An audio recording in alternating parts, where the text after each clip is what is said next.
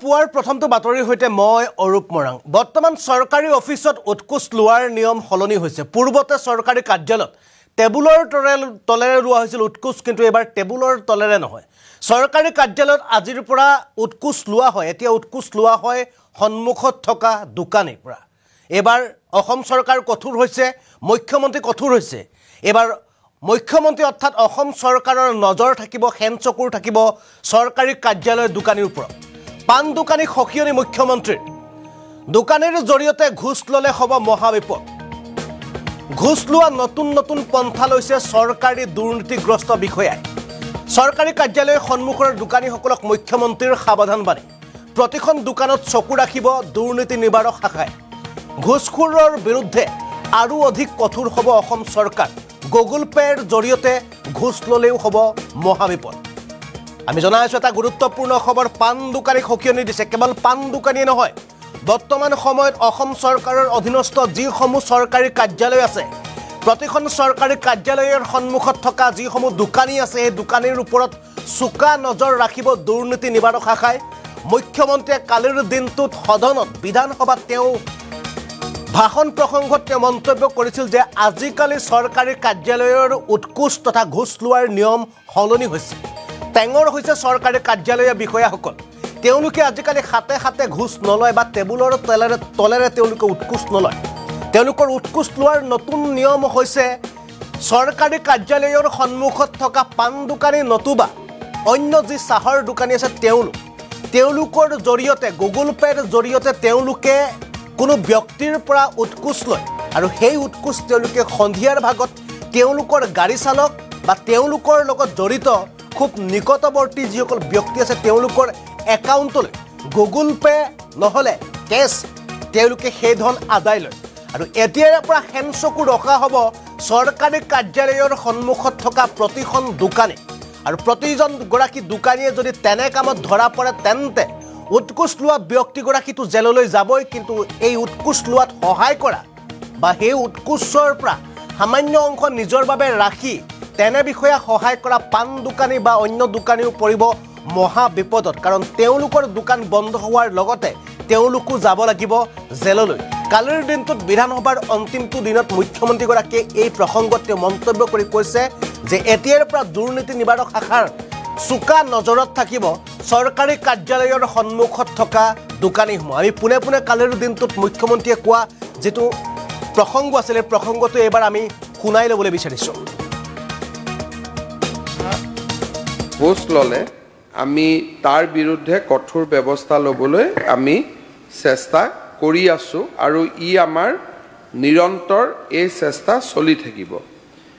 মই এই ক্ষেত্ৰত সদস্যজনৰ লগত সন্মতি প্ৰকাশ কৰোঁ যে আজিকালি টকা হাতেদি নলয় গুগল পে' বা কোনোবা এখন হোটেলৰ বাহিৰত দোকান এখন অফিচৰ বাহিৰত তেওঁলোকে দোকান এখন ফিক্স কৰি থৈ দিয়ে, পইচাটো তাত জমা দিব লাগে।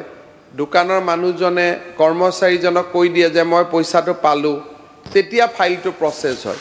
আৰু বহুতে গুগল পে'ত পইচা লয় আৰু বহুতে নিজৰ ড্ৰাইভাৰ PSOৰ একাউণ্টতো গুগল পে'ত পইচা লৈ লয়।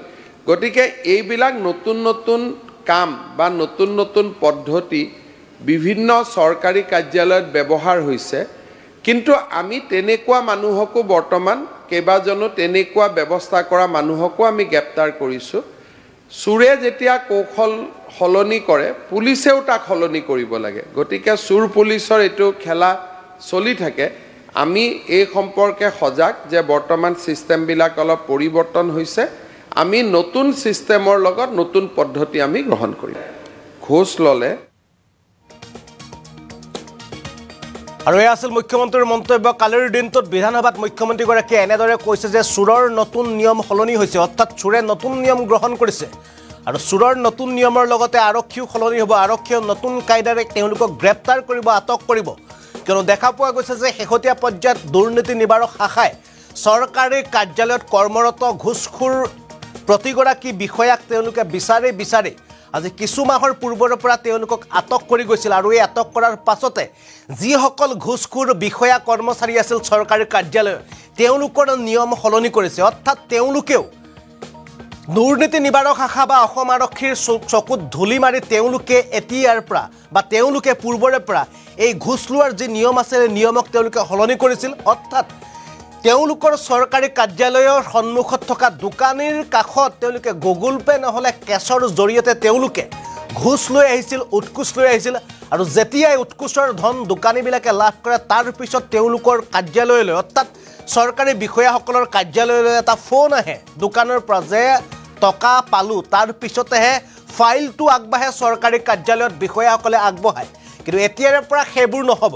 কিয়নো মুখ্যমন্ত্ৰীৰ কাৰাৰ নিৰ্দেশ অৰ্থাৎ মুখ্যমন্ত্ৰীয়ে স্পষ্টকৈ জনাইছে এতিয়াৰ পৰা দুৰ্নীতি নিবাৰক শাখাৰ চকু থাকিব চৰকাৰী বিষয়াৰ কাৰ্যালয়ত বা চৰকাৰী বিষয়াসকলৰ ওপৰত কাৰা নজৰটো থাকিবই কিন্তু চৰকাৰী কাৰ্যালয়ৰ সন্মুখত থকা যিসমূহ দোকানী আছে সৰু সৰু ঘুমটি আছে সেই ঘুমটিসমূহৰ দোকানীসমূহৰ ওপৰতো কাৰা নজৰ ৰাখিব দুৰ্নীতি নিবাৰক শাখাই কিয়নো যি নতুন নিয়মৰ জৰিয়তে ঘুষ লোৱাৰ যি নতুন কৌশল লৈছে সেই কৌশলক অচিৰে নাকি লগাব দুৰ্নীতি নিবাৰক শাখা লগতে অসম চৰকাৰে আৰু এই ক্ষেত্ৰত কালিৰ দিনটোত মুখ্যমন্ত্ৰীয়ে স্পষ্টকৈ জনাইছে বিধানসভাত মুখ্যমন্ত্ৰীয়ে স্পষ্টকৈ জনাইছে যে সলনি যি ঘুষ লোৱাৰ নিয়ম আছিলে এই নিয়মক এতিয়া যেনেদৰে সলনি কৰা হৈছে তেনেদৰে অসম আৰক্ষীয়েও সলনি হ'ব বা দুৰ্নীতি নিবাৰক শাখাও তেওঁলোকে নিয়ম নীতি সলনি কৰিব নতুন ঘুষ লোৱাৰ নীতিক তেওঁলোকে নাকি লগাবৰ কাৰণে আমি পুনৰ ফুল পেজ পঢ়িবলৈ চেষ্টা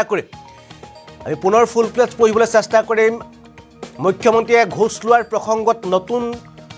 প্ৰসংগটোৰ সম্পৰ্কত কালি বিধানসভাত মন্তব্য কৰিছে পান দোকানীক সকিয়নি মুখ্যমন্ত্ৰীৰ দোকানীৰ জৰিয়তে ঘুষ ললে হ'ব মহাবিপদ ঘুষ লোৱাৰ নতুন পন্থা লৈছে দুৰ্নীতিগ্ৰস্ত বিষয়াই চৰকাৰী কাৰ্যালয়ৰ সন্মুখৰ দোকানীসকলক মুখ্যমন্ত্ৰীৰ সকিয়নি প্ৰতিখন দোকানত চকু ৰাখিব দুৰ্নীতি নিবাৰক শাখাই ঘুষ লোৱাৰ বিৰুদ্ধে অধিক কঠোৰ হ'ব গুগল পেৰ জৰিয়তে ঘুষ ললেও হ'ব বিপদ আৰু দোকানী কালিৰ দিনটোত মুখ্যমন্ত্ৰীগৰাকীয়ে দিছে কঠোৰ সকিয়নি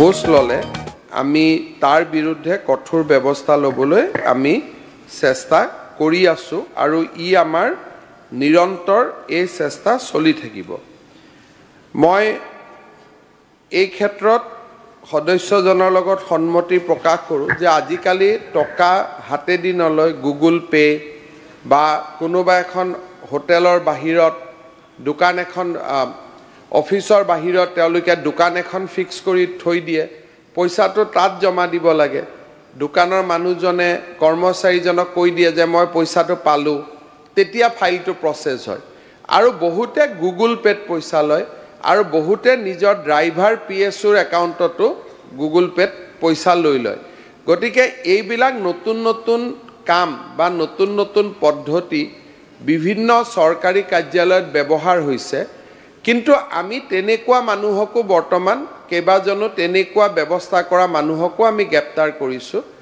চুৰে যেতিয়া কৌশল সলনি কৰে পুলিচেও তাক সলনি কৰিব লাগে গতিকে চুৰ পুলিচৰ এইটো খেলা চলি থাকে আমি এই সম্পৰ্কে সজাগ যে বৰ্তমান সিস্টেমবিলাক অলপ পৰিৱৰ্তন হৈছে আমি নতুন সিস্টেমৰ লগত নতুন পদ্ধতি আমি গ্ৰহণ কৰিম ঘুষ ললে আমি তাৰ বিৰুদ্ধে কঠোৰ ব্যৱস্থা ল'বলৈ আমি চেষ্টা কৰি আছো আৰু ই আমাৰ নিৰন্তৰ এই চেষ্টা চলি থাকিব মই এই ক্ষেত্ৰত সদস্যজনৰ লগত সন্মতি প্ৰকাশ কৰোঁ যে আজিকালি টকা হাতেদি নলয় গুগল পে বা কোনোবা এখন হোটেলৰ বাহিৰত দোকান এখন অফিচৰ বাহিৰত তেওঁলোকে দোকান এখন ফিক্স কৰি থৈ দিয়ে পইচাটো তাত জমা দিব লাগে দোকানৰ মানুহজনে কৰ্মচাৰীজনক কৈ দিয়ে যে মই পইচাটো পালো তেতিয়া ফাইলটো প্ৰসেস হয় আৰু বহুতে গুগল পেত পইচা লয় আৰু বহুতে নিজৰ ড্ৰাইভাৰ পিএছৰ একাউণ্টতো